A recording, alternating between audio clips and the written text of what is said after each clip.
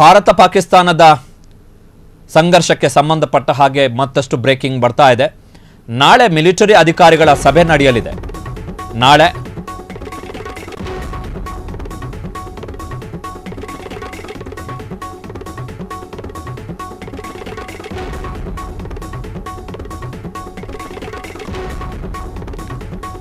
ನಾಳೆ ಮಿಲಿಟರಿ ಕಾರ್ಯಾಚರಣೆಗಳ ಮುಖ್ಯಸ್ಥರ ಸಭೆ ನಡೆಯಲಿದೆ.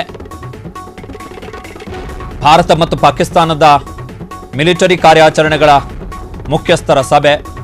ಭಾರತ ಕೂಡ ಇದನ್ನು ನಿನ್ನೆ ಘೋಷಣೆಯನ್ನ ಮಾಡಿದೆ. ನಾಳೆ ಸಭೆ ಮಾಡ್ತೀವಿ ಅಂತೇಳಿ ಮೇ 12ನೇ ತಾರೀಕು ಮಧ್ಯಾಹ್ನ 12 ಗಂಟೆಗೆ ಎರಡೂ ದೇಶಗಳ ಪಾಕಿಸ್ತಾನ ಮತ್ತು ಭಾರತದ ಮಿಲಿಟರಿ ಅಧಿಕಾರಿಗಳ ಸಭೆ ಆಗುತ್ತೆ ಅಂತೇಳಿ ನಿನ್ನೆಯೇ ಘೋಷಣೆಯನ್ನ ಮಾಡಲಾಗಿದೆ. ಆದರೆ ನಿನ್ನೆ ಸುಮಾರು 7-8 ಗಂಟೆಯಷ್ಟೊತ್ತಿಗೆ ಪಾಕಿಸ್ತಾನ ಡ್ರೋನ್ಗಳ ಮುಖಾಂತರ ದಾಳಿ ನಡೆಸುವಂತಹ ದುಸ್ಸಾಹಸವನ್ನ ಮಾಡಿತ್ತು. ಆದರೆ ಮಾಹಿತಿಗಳ ಪ್ರಕಾರ ರಾತ್ರಿ 11 ಗಂಟೆಯ ಬಳಿಕ ಕದನ ವಿರಾಮ ಉಲ್ಲಂಘನೆ ಆಗಿಲ್ಲ. ಬಟ್ ಗಡಿಯಲ್ಲಿ ಎರಡೂ ಕಡೆಯಿಂದಲೂ ಕೂಡ ಸೇನೆಗಳು ಸನ್ನದ್ಧ ಸ್ಥಿತಿಯಲ್ಲೇ ಇದ್ದಾವೆ. ನಾವು ಕೂಡ ಸೇನೆಗಳನ್ನು ನಿಯೋಜನೆ ಮಾಡಿ ಆಗಿದೆ. ಕಟ್ಟೆಚ್ಚರ ವಹಿಸ್ಲಿಕ್ಕೆ ಸೂಚನೆಯನ್ನು ಕೊಟ್ಟಾಗಿದೆ. ಯಾಕಂತೇಳಿ ನಂಬಕ್ಕಾಗಲ್ಲ ಇವನ್ನ ಅಂತ. ಅದರ ಚಮಕನ್ನು ನಿನ್ನೆನೇ ತೋರಿಸ್ಬಿಟ್ಟಿದ್ದಾರೆ, ಕುತಂತ್ರ ಬುದ್ಧಿಯನ್ನು ನಿನ್ನೆನೇ ತೋರಿಸ್ಬಿಟ್ಟಿದ್ದಾರೆ ಪಾಕಿಸ್ತಾನದವರು. ಹೀಗಾಗಿ ನಾಳೆ DGMOಗಳ ಸಭೆ ನಡೆಯುವಂಥ ಸಾಧ್ಯತೆ ಹೆಚ್ಚಿದು. ಕಾರಣ ಈ ಟ್ರೂಸ್ ಅಥವಾ ಸಂಧಾನ, ಶಾಂತಿ ಸಂಧಾನವನ್ನು ಮಾಡಿರುವಂಥದ್ದು ಯಾರು ಅಂತ ಹೇಳಿದ್ರೆ ವಿಶ್ವದ ದೊಡ್ಡಣ್ಣ. ಹೀಗಾಗಿ ವಿಶ್ವದ ದೊಡ್ಡಣ್ಣನ ತಾಳಕ್ಕೆ ನಾವು ಕುಣಿಯುವಂತಹ ಪರಿಸ್ಥಿತಿಗೆ ಬಂದ್ವಾ ಎನ್ನುವಂಥದ್ದು ಪ್ರಶ್ನೆ ಅಷ್ಟೇ. ಅನೌನ್ಸ್ ಮಾಡಿದ್ದೀವಿ, ನಾವು ಕೂಡ ಅನೌನ್ಸ್ ಮಾಡಿದ್ವಿ ನಾಳೆ ಮಾತುಕತೆ ಆಗುತ್ತೆ ಅಂತೇಳಿ. ಸೊ ಮಧ್ಯಾಹ್ನ 12 ಗಂಟೆಗೆ ನಾಳೆ ಮಾತುಕತೆ ಆಗುತ್ತೆ. ಎಲ್ಲಿ ಅದು ಗೊತ್ತಿಲ್ಲ. ಕಾರಣ ಏನು ಅಂತ ಹೇಳಿದ್ರೆ ಅಮೆರಿಕದವರು ಹೇಳಿದ್ದಾರೆ ನೀವು ತಟಸ್ಥ ಸ್ಥಳದಲ್ಲಿ ಮಾತುಕತೆ ಆಗಬೇಕು ಅಂತ. ಭಾರತದಲ್ಲೂ ಬೇಡ, ಪಾಕಿಸ್ತಾನದಲ್ಲೂ ಬೇಡ ಅಂತೇಳಿ. ಸೊ ಸೇನಾಧಿಕಾರಿಗಳ ಸಭೆ ಕೂಡ ತಟಸ್ಥ ಸ್ಥಳದಲ್ಲೇ ಆಗುತ್ತೋ ಅಥವಾ ಈಗ ಹೇಗೆ ನಡೀತಾ ಇತ್ತು DGMOಗಳ ಸಭೆ ಅದೇ ರೀತಿ ನಡೆಯುತ್ತೆ, ಅದು ಕೂಡ ಪ್ರಶ್ನೆ.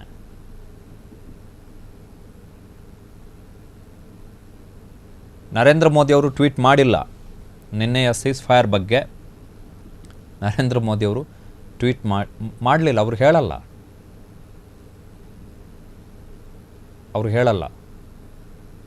BJP ಅಮಿತ್ ಮಾಳವಿಯಾ ಇವತ್ತು ಬೆಳಿಗ್ಗೆ ಒಂದು ಪೋಸ್ಟನ್ನು ಹಾಕೊಂಡಿದ್ದಾರೆ.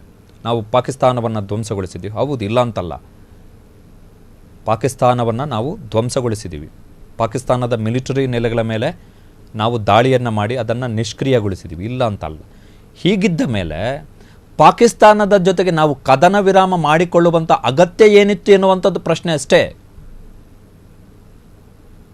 ಈಗ ಅಮೆರಿಕದ ಅಧ್ಯಕ್ಷರು ಇವತ್ತಿನ ಬೆಳಗ್ಗೆಯ ಟ್ವೀಟ್ ನೋಡಿದ್ರೆ ನಾವು ಪಾಕಿಸ್ತಾನದ ಜೊತೆಗೂ ಕೂಡ ವ್ಯಾಪಾರ ವ್ಯವಹಾರ ವೃದ್ಧಿ ಮಾಡ್ಕೋತೀವಿ ಅಂಥೇಳಿ ಅಮೆರಿಕದ ಅಧ್ಯಕ್ಷರು ಹೇಳಿದ್ದಾರೆ. ಸೊ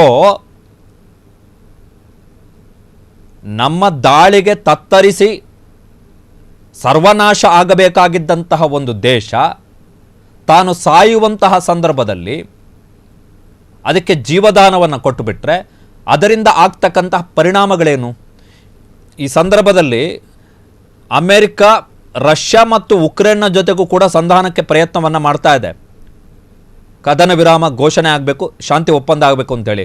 ಬಟ್ ರಷ್ಯಾದ ಅಧ್ಯಕ್ಷ ವ್ಲಾದಿಮಿರ್ ಪುಟಿನ್ ಒಂದು ಮಾತನ್ನು ಸ್ಪಷ್ಟವಾಗಿ ಹೇಳಿದ್ದಾರೆ. ಏನು ಅಂತ ಹೇಳಿದ್ರೆ, ಯಾವ ಷರತ್ತುಗಳ ಆಧಾರದಲ್ಲಿ ಕದನ ವಿರಾಮ ಅಥವಾ ಶಾಂತಿ ಮತ್ತು ಮಾತುಕತೆ ಆಗಬೇಕೆನ್ನುವಂಥದ್ದನ್ನು ಮೊದಲು ನಿರ್ಧಾರ ಮಾಡಿ ಅದಾದಮೇಲೆ ಬೇಕಾದರೆ ಸೀಸ್ ಫೈರ್ಗೆ ಮಾತುಕತೆ ಮಾಡೋಣ ಅಂತ. ಫಸ್ಟ್ ಯಾವ ಕಂಡೀಷನ್ ಏನು ಫಸ್ಟು, ಅದರ ಆಧಾರದ ಮೇಲೆ ಮುಂದೆ ಮಾತುಕತೆ ಮಾಡೋಣ ಅಂತೇಳಿ. ಅಲ್ಲಿವರೆಗೆ ಬೇಡ. ಕಾರಣ ಏನು ಅಂತ ಹೇಳಿದ್ರೆ ಪುಟಿನ್ ಹೇಳಿರುವಂಥದ್ದು, ಒಂದು ವೇಳೆ ಈಗ ನಾವು ಉಕ್ರೇನ್ ಜೊತೆಗೆ ಕದನ ವಿರಾಮವನ್ನು ಘೋಷಣೆ ಮಾಡಿಬಿಟ್ವಿ 1 ತಿಂಗಳು ಅಂತ ಆದರೆ ಉಕ್ರೇನ್ನವರು ಮತ್ತೊಮ್ಮೆ ಬರೋ ಕಡೆಯಿಂದೆಲ್ಲ ಶಸ್ತ್ರಾಸ್ತ್ರಗಳನ್ನು, ಕಾರಣ ಯುರೋಪಿಯನ್ ಯೂನಿಯನ್ ಅಥವಾ ಯುರೋಪಿಯನ್ ಒಕ್ಕೂಟ ಏನಿದೆ ದೊಡ್ಡ ಪ್ರಮಾಣದಲ್ಲಿ ಉಕ್ರೇನ್ಗೆ ಶಸ್ತ್ರಾಸ್ತ್ರಗಳನ್ನು ಪೂರೈಕೆ ಮಾಡ್ತಾ ಇದೆ ರಷ್ಯಾದ ವಿರುದ್ಧದ ಹೋರಾಟಕ್ಕೆ. ಸೊ ಉಕ್ರೇನ್ ಮತ್ತೊಮ್ಮೆ ಶಸ್ತ್ರಾಸ್ತ್ರಗಳನ್ನು ಸಂಗ್ರಹ ಮಾಡಿಕೊಳ್ಳುತ್ತೆ. ಹೀಗಾಗಿ ಷರತ್ತುಗಳನ್ನು ಮೊದಲೇ ಹೇಳಬೇಕು. ಪ್ರೀ ಕಂಡೀಷನ್ಡ್ ಮಾತುಕತೆಗೂ ಮೊದಲೇ ಷರತ್ತುಗಳು ಹಾಕಬೇಕು. ಅದಾದ ಬಳಿಕ ಶಾಂತಿಯೋ ಅಥವಾ ಕದನ ಮುಂದುವರಿಸೋದು ಅಂಥೇಳಿ ಅದರ ಬಗ್ಗೆ ನಿರ್ಧಾರ ಮಾಡ್ತೀವಿ ಅಂತ ಹೇಳಿದ್ದಾರೆ ರಷ್ಯಾದ ಅಧ್ಯಕ್ಷ ವ್ಲಾದಿಮಿರ್ ಪುಟಿನ್. ನಿನ್ನೆ ಬಂದಿರುವಂತಹ ಸ್ಟೇಟ್ಮೆಂಟ್, ನಾವಿಲ್ಲಿ ಪಾಕಿಸ್ತಾನ ಜೊತೆಗೆ ಕದನ ವಿರಾಮ ಘೋಷಣೆ ಮಾಡಿಯಾಗಿದೆ.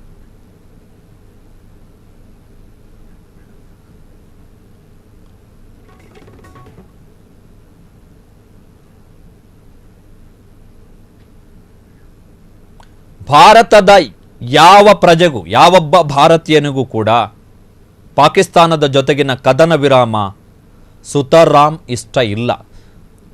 ಅದರಲ್ಲೂ ವಿಶೇಷವಾಗಿ ಪ್ರಧಾನಮಂತ್ರಿ ನರೇಂದ್ರ ಮೋದಿಯವರಂತಹ ಬಲಿಷ್ಠ ನಾಯಕತ್ವದಲ್ಲೇ 3 ದಿನಕ್ಕೆ ಕದನ ವಿರಾಮ ಘೋಷಣೆ ಮಾಡಿದ್ದಿದೆಯಲ್ಲ, ಅದು ಕೂಡ ಪಾಕಿಸ್ತಾನ ಇನ್ನೇನು ಸತ್ಯ ಹೋಗ್ಬಿಡುತ್ತೆ ಎನ್ನುವ ಹೊತ್ತಲ್ಲಿ ಯಾರಿಗೂ ಕೂಡ ಇಷ್ಟ ಆಗಿಲ್ಲ. ಇದಕ್ಕೆ ಉತ್ತರ ಕೊಡಬೇಕಾಗಿರುವಂಥದ್ದು ಪ್ರಧಾನಮಂತ್ರಿ ನರೇಂದ್ರ ಮೋದಿ ಅವರಷ್ಟೇ. BJPಯವರು ಒಂದಿಷ್ಟು ಮಂದಿ ಪೋಸ್ಟ್ ಹಾಕ್ಕೊಂಡು ತಿರುಗಾಡ್ತಾ ಇರ್ತಾರೆ. ಆ ಪೋಸ್ಟಿಗೆ ನನ್ನ ಪ್ರಕಾರ ಬಿಡಿಗಾಸಿನ 1 ಪೈಸೆಯ ಬೆಲೆ ಕೊಡುವಂಥ ಯಾವ ಅವಶ್ಯಕತೆಯೂ ಇಲ್ಲ. ಪ್ರಧಾನಮಂತ್ರಿಗಳು ಹೇಳಬೇಕು ಯಾವ ಕಾರಣಕ್ಕೋಸ್ಕರ ಈ ಕದನ ವಿರಾಮವನ್ನು ನಾವು ಒಪ್ಪಿಕೊಳ್ಳಬೇಕಾಗಿ ಬಂತು, ಯಾಕೆ ಪಾಕಿಸ್ತಾನಕ್ಕೆ ನಾವು ದಯಾಭಿಕ್ಷೆಯನ್ನು ಕೊಡಬೇಕಾಯಿತು ಅಂಥೇಳಿ.